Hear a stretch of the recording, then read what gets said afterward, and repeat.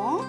இன்றைக்கி நம்ம சேனலில் இட்லி தோசைக்கு மாவு ரொம்ப சீக்கிரமாக எப்படி ரெடி பண்ணுறதுன்னு காட்டியிருக்கேன். வாங்க வீடியோக்கு போகலாம். உங்களுக்கு டைம் கிடைக்கும்போது ஒரு மாதத்துக்கு தேவையான இட்லி அரிசியை நல்லா கழுவி நல்லா வெயிலில் காய போட்டு மிஷினில் கொடுத்து நைஸாக அரைச்சிட்டு வந்துடுங்க.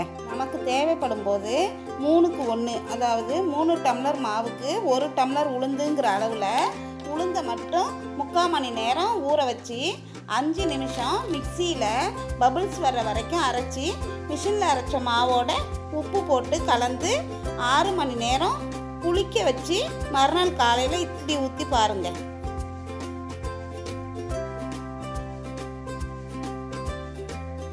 ஆஃபீஸ் போகிறவங்களுக்கும் வீட்டில் மாவு அரைக்க டைம் இல்லைன்னு நினைக்கிறவங்களுக்கும் இப்போ ஈஸியாக மாவு ரெடி பண்ணிடலாம். இட்லி ரொம்ப சாஃப்டாக நல்லா வெள்ளையாக ரொம்ப நல்லா இருக்கும். தோசையும் ரொம்ப சாஃப்டாக வரும். நான் வீடியோவில் காட்டியிருக்கேன், நீங்கள் பாருங்கள். நீங்களும் இதே மாதிரி மாவு அரைச்சி இட்லி ஊற்றி பாருங்கள், ரொம்ப நல்லாயிருக்கும்.